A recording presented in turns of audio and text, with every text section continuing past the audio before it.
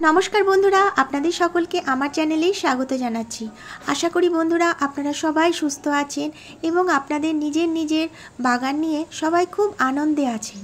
বন্ধুরা, এই বছর আমি বাজার থেকে যা টমেটো কেনার কিনে ফেলেছি, কিন্তু ফেব্রুয়ারি মাসের মাঝামাঝি থেকে আমার মনে হয় না আর আমাকে টমেটো কিনতে হবে।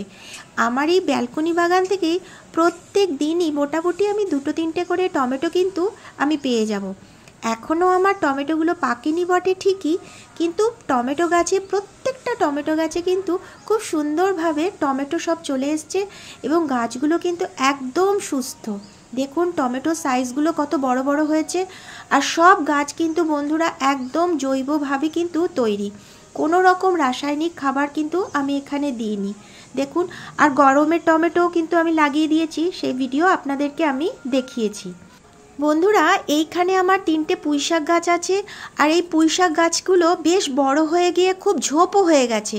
আর এই পুঁইয়ের বীজগুলো কিন্তু একদম পেকেও গেছে, কালো কালো হয়ে গেছে। এখানে একটা টমেটো গাছ আপনারা দেখতে পাচ্ছেন। এই পুঁই গাছের জন্য এই টমেটো গাছটায় সেভাবে কিন্তু সূর্যের আলো একদম পাচ্ছে না, তাই আজকে আমি সমস্ত পুঁই গাছের ডালগুলো কেটে নিচ্ছি।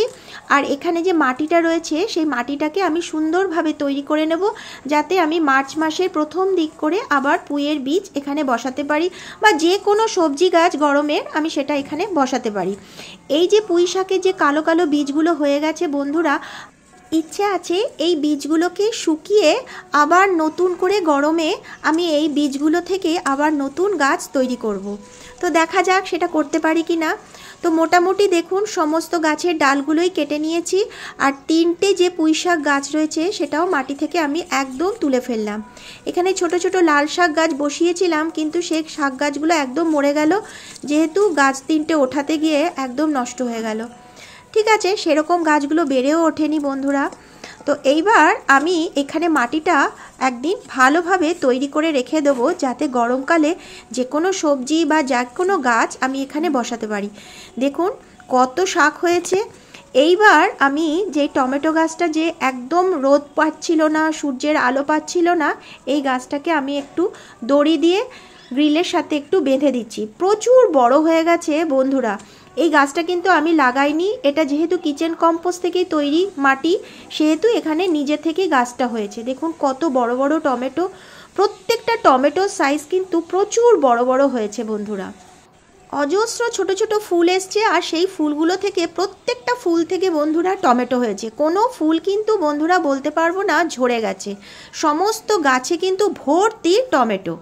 আর দেখুন কত শাক হয়েছে, প্রচুর পুঁই শাক বেরিয়েছে আমার এই ব্যালকনি বাগান থেকে। এই যা পুঁই শাক আজকে আমি কেটে তুলেছি, এখানে প্রায় 2-3 দিন কিন্তু আমার বাড়িতে হয়ে যাবে এই পুঁই শাক।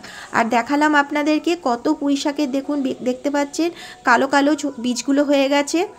এইবার আমি আমার যে সিম গাছটা রয়েছে, এই ছোট ছোট সিমগুলো, কচি কচি সিমগুলো কিন্তু বন্ধুরা সেদ্ধ খেতে কিন্তু দারুণ লাগে।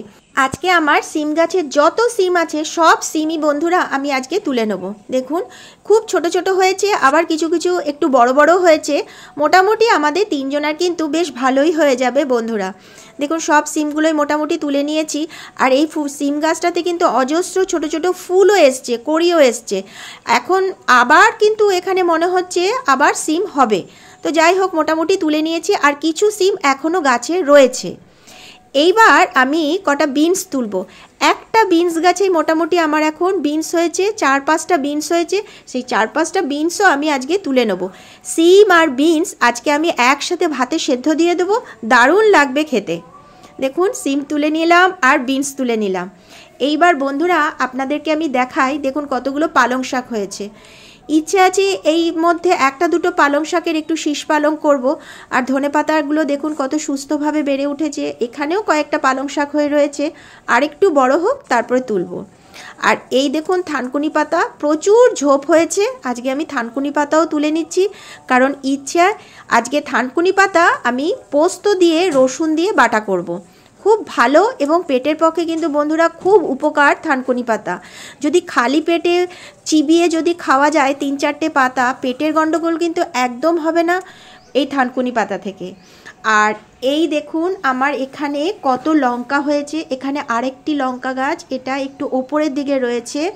দেখুন প্রচুর লঙ্কা হয়েছে, ছোট ছোট লঙ্কা কিন্তু ভর্তি, এবং অনেক ফুলও কিন্তু এসেছে এই লঙ্কা গাছটাতে। এইবার দেখুন বন্ধুরা, আজকে আমি ব্যালকনি থেকে কি কি সবজি উঠালাম। পুঁই শাক তো ভর্তি, মানে 3-4 দিন মনে হচ্ছে আমার এই পুঁই শাক হয়ে যাবে। আর সিম উঠিয়েছি, বিনস উঠিয়েছি, আর তুলে নিয়েছি থানকুনি পাতা। দেখুন কত পুঁই শাক, প্রচুর পুঁই শাক হয়েছে। আর কালো কালো এই বীজগুলো যখন আমরা সবজি, বিভিন্ন সবজি দিয়ে যদি আমি এই পুঁই শাকটা রান্না করি, তখন কিন্তু এই বীজগুলো যখন মুখে পড়ে না, খুব ভালো লাগে কিন্তু খেতে। দেখুন, তো আমি কিছু বীজ আমি একটু আলাদা করে নেব, সেগুলো ইচ্ছে আছে একটু শোকাবো, রোদের মধ্যে একটু শুকিয়ে নেব। তারপরে মানে মার্চের প্রথম দিক করে এই বীজগুলোকে যদি বসিয়ে দিই, আবার কিন্তু এখান থেকে চারা হবে। আর এইভাবেই কিন্তু পুঁইয়ের বীজ তৈরি করা হয়। দেখুন, তাহলে কি হলো, আমাকে কিন্তু পুঁই শাকের জন্য আর বীজ কিন্তু নতুন করে কিনতেও হবে না। দেখুন অনেক পুঁই শাকের কিন্তু এখানে কালো কালো বীজ হয়েছে। তো বন্ধুরা, আজকের ভিডিওটা যদি আপনাদের ভালো লাগে তাহলে কিন্তু অবশ্যই একটা লাইক, সাবস্ক্রাইব ও শেয়ার করে দেবেন। কমেন্ট বক্সে অবশ্যই লিখবেন কেমন লাগলো। তাহলে দেখুন বন্ধুরা, শুধু সবজির খোসা, পাতা পচা সার, এই বিভিন্ন জিনিস দিয়েই কিন্তু আমরা ঘরে বসেই খুব সুন্দরভাবে জৈব শাকসবজি পেয়ে যাই। বন্ধুরা, আজকের ভিডিওটা আমি এখানেই শেষ করছি। আগামী ভিডিওতে আবার দেখা হবে। ততক্ষণ কিন্তু আপনারা সবাই খুব ভালো থাকবেন।